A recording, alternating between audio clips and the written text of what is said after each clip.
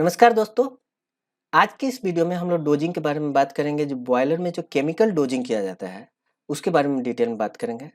हम लोग बात करेंगे कि बॉयलर में जो केमिकल्स डोज किए जाते हैं, कुछ तो लो प्रेशर में डोज किए जाते हैं जिसको एलपी डोजिंग कहा जाता है, और कुछ केमिकल्स को हाई प्रेशर में डोज किया जाते हैं जिसको एचपी डोजिंग कहा जाता है। तो हम लोग इसके बारे में डिटेल में बात करेंगे कि क्यों कुछ केमिकल को लो प्रेशर में डोज किया जाता है, क्यों कुछ केमिकल को हाई प्रेशर में डोज किया जाता है, इसका रीजन समझेंगे। तो इसी को आज का इसी टॉपिक में इसी को हम लोग डिटेल में बात करेंगे। तो डिटेल में बात करने के पहले मैंने एक स्कीमेटिक बनाया है, सिंपल स्कीमेटिक बॉयलर का। और वहां पे देखिए ये जो मेकअप वाटर है यानी डीएम वाटर जो है यहाँ से इन हो रहा है और ये जा रहा है अल्टीमेटली डिएरेटर में, ये टैंक है। और यहाँ से अल्टीमेटली फीड वाटर जा रहा है ये स्टीम ड्रम में, स्टीम ड्रम में जा रहा है और जहाँ से स्टीम बन रहा है। और ये इवेपोरेटर कॉइल्स है, ये नीचे जो है मड ड्रम है। ठीक है, तो ये स्कीमेटिक बनाया। अब जो डोजिंग किया जाता है ना, वो तीन जगह मोस्टली डोजिंग किया जाता है। ये जो पहला पार्ट है जहाँ डीएम वाटर में डोजिंग किया जाता है इसको डोजिंग 1 बोल रहे हैं। स्टीम ड्रम में भी कुछ डोजिंग किया जाता है, उसको 3 से रिप्रेजेंट किया जा रहा है। और बीएफडब्ल्यू सक्शन में यानी डिएरेटर के आउटलेट में जो डोजिंग किया जाता है उसको 2 से रिप्रेजेंट किया जाता है। तो डिएरेटर के आउटलेट में जो पानी आता है, यहाँ पे जनरली ये बॉयलर फीड वाटर पंप होता है, बीएफडब्ल्यू पंप होता है, और वहाँ से अल्टीमेटली ये जाता है थ्रू इकोनोमाइजर्स और डिफरेंट हीटिंग अरेंजमेंट के बाद ये अल्टीमेटली जाता है स्टीम ड्रम। अब देखिए यहाँ पे, देखिए यहाँ पे डिएरेटर जो है ना मोस्टली एटमॉस्फेरिक प्रेशर पे काम करता है, यानी 1 से 2 केजी के आसपास इसका प्रेशर रहता है। तो ये जो जोन है ना, ये लो प्रेशर जोन है। और इसके बाद ये बॉयलर फीड वाटर होता है। बॉयलर फीड वाटर का प्रेशर बहुत अच्छा खासा ज़्यादा रहता है, डिपेंडिंग ऑन स्टीम ड्रम का प्रेशर कितना है उस हिसाब से बॉयलर फीड वाटर का प्रेशर बहुत हाई हो जाता है। तो बॉयलर फीड वाटर का डाउनस्ट्रीम का जो जोन है ना, वो हाई प्रेशर जोन हो गया। तो ये सारे एचपी जोन हो गए। तो इसका मतलब क्या हुआ कि अगर स्टीम ड्रम में कुछ डोजिंग करेंगे ना तो वो एचपी डोजिंग हो जाएगा, और बॉयलर फीड वाटर के अपस्ट्रीम में कुछ भी डोजिंग करेंगे ना तो वो एलपी डोजिंग हो जाएगा। तो यही बात है। तो डिएरेटर के अपस्ट्रीम में जो डोजिंग की माने बॉयलर फीड वाटर के अपस्ट्रीम में यानी मेकअप वाटर में या डिएरेटर के डाउनस्ट्रीम में जहाँ डोजिंग किया जाता है उसको एलपी डोजिंग कहा जाता है। अब हम लोग बात करते हैं कि कौन कौन सा केमिकल एलपी डोजिंग होता है और कौन कौन सा केमिकल एचपी डोजिंग होता है। तो देखिए यहाँ पे लिखा भी है कि फॉस्फेट जो है ना वो स्टीम ड्रम में डायरेक्टली डोजिंग किया जाता है, यानी वो एचपी डोजिंग है। ऑक्सीजन स्कैवेंजर डिएरेटर के डाउनस्ट्रीम में और फीड वाटर के अपस्ट्रीम में यूज होता है, यानी एलपी डोजिंग है। और जो पीएच बूस्टर है जैसे अमीन है या अमोनिया है, वो यहाँ पे 1 में भी डीएम वाटर में भी किया जाता है, और most of the time deaerator के डाउनस्ट्रीम में, और यहाँ पे जहाँ पे आपका ऑक्सीजन स्कैवेंजर यूज किया जाता है वहीं पे पीएच बूस्टर भी यूज किया जाता है। तो ये भी एलपी डोजिंग है।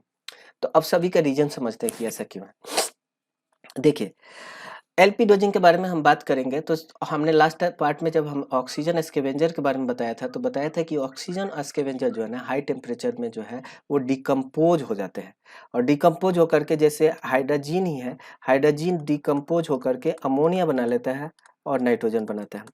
यानी हाई टेम्परेचर में तो ये हाइड्रोजन रह ही नहीं जाता, वो डिकम्पोज होकर के अमोनिया बना देता है जो कि स्टीम के साथ चला जाता है। तो इसलिए स्टीम ड्रम में तो हाइड्रोजन को डोज किया ही नहीं जा सकता है। एक रीजन ये है क्योंकि वहाँ पे टेम्परेचर बहुत हाई रहता है, और ये जनरली 270 डिग्री सेल्सियस के आसपास ये डिकम्पोजिशन हो जा सकता है। उसी तरह सोडियम सल्फाइड के बारे में भी बात किए थे कि वो डिकम्पोज होकर के SO2 बना लेता है NaOH। तो ये सभी हमने लास्ट पार्ट में डिस्कस किया था उसको, और इस वीडियो को लंबा नहीं करते हैं। मतलब जो भी केमिकल ऑक्सीजन स्कैवेंजर के लिए जो केमिकल डोज किए जाते हैं वो हाई टेम्परेचर पे डिकम्पोज हो जाते हैं, इसलिए उसका डोजिंग नहीं किया जा सकता।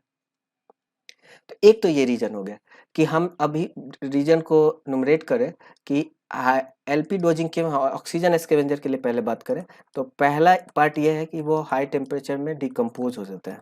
पहला रीजन ये डिकम्पोज हो जाता है।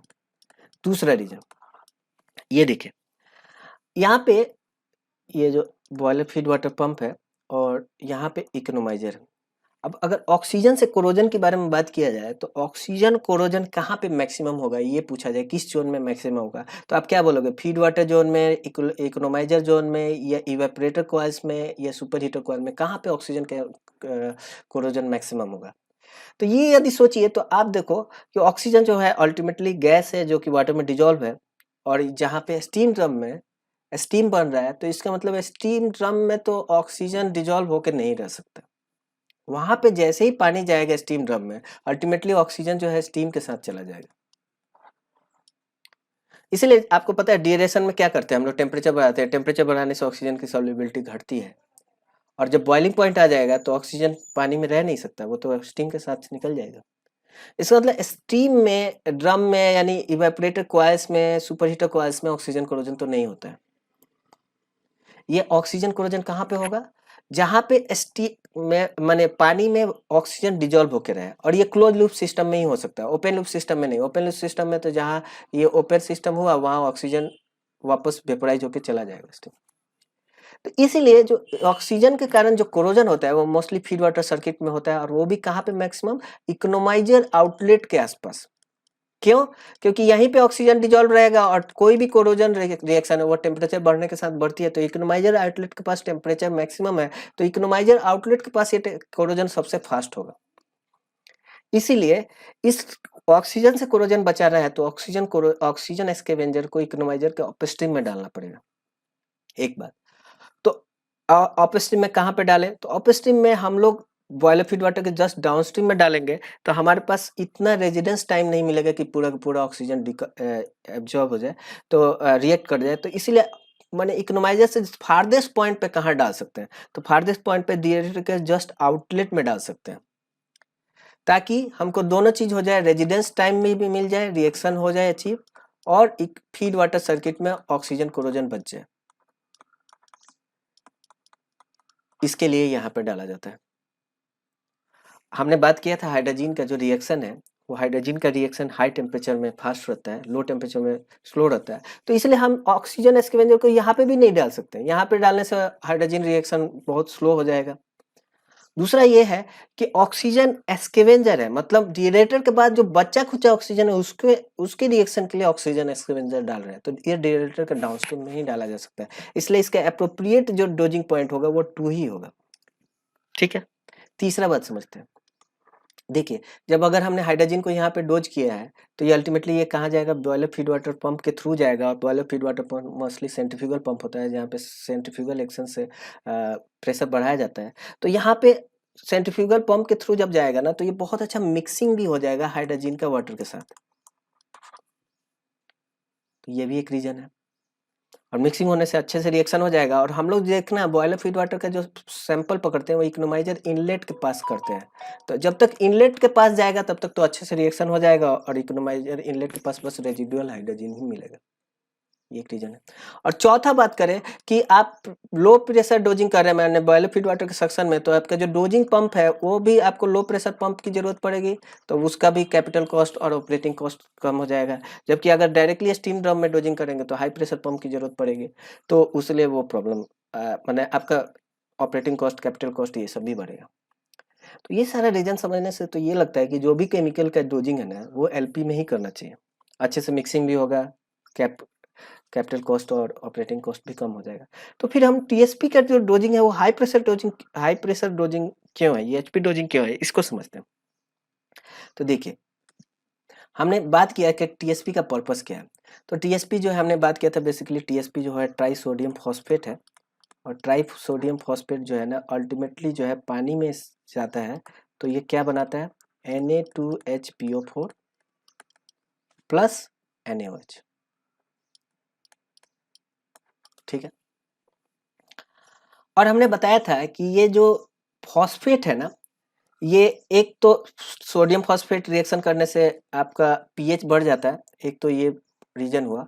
और हमने बताया था कि हाई पीएच में यानी ऑक्साइड के साथ मैग्नीशियम 2+ आयन जो है ना रिएक्ट करके, और ये मैग्नीशियम 2+ आयन रिएक्ट करके MgOH द होल 2 बनाता है, जो कि स्लज होता है।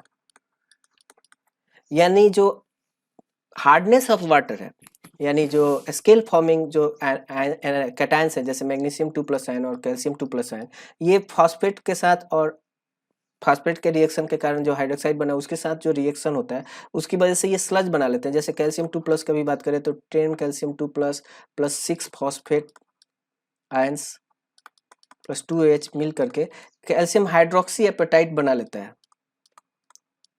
ये आपने लास्ट पार्ट में भी जहाँ स्केल फॉर्मेशन हो वहां पे बताया था, ये कैल्शियम है और ये स्लज है। इसका मतलब क्या हुआ कि अगर हम यहाँ पे डोजिंग कर दिए ना ट्राई सोडियम फॉस्फेट का, तो क्या होगा, ये फीड वाटर सर्किट और इकोनोमाइजर और इधर जो हीटर्स है ना वहीं पे ये स्लज बन जाएंगे, और स्लज बन करके आप उसको स्लज को निकालने का कोई ऑप्शन तो है नहीं वहाँ पे, तो ये स्लज बन करके वहीं पे रह जाएंगे और गर्म होकर के स्केल फॉर्मेशन कर लेंगे, फाउलिंग हो जाएगा, स्केलिंग हो जाएगा। जबकि यहाँ पे अगर आप डाल रहे हो स्टीम ड्रम में तो क्या होगा, स्टीम ड्रम में डालोगे तो स्टीम ड्रम में डालने से ये जो रिएक्शंस होंगे तो उसकी वजह से जो ये स्लज बनेगा ये अल्टीमेटली कहाँ पे आ जाएंगे, इकोनोमाइजर से होते हुए ये मड ड्रम में आ जाएंगे, नीचे आ जाएंगे ना सॉलिड्स, सस्पेंडेड सॉलिड तो अल्टीमेटली नीचे आ जाएंगे और यहाँ से ब्लो डाउन रहते हैं, यहाँ से ब्लो डाउन करके आप सिस्टम से वापस बाहर निकाल सकते हो। इसीलिए जो फॉस्फेट की डोजिंग है ना वो हाई प्रेशर डोजिंग रहता है, क्योंकि जो स्लज बनता है उसको हम निकाल पाएंगे। तो आशा करता हूँ कि ये आपको वीडियो समझ में आया होगा, आपको समझ में आ गया कि क्यों कुछ केमिकल को लो प्रेशर पे डोज करते हैं, क्यों कुछ केमिकल को हाई प्रेशर में डोज करते हैं। तो ये वीडियो बहुत अच्छे से क्लियर हो गया होगा। वीडियो देखने के लिए धन्यवाद। Okay, thank you.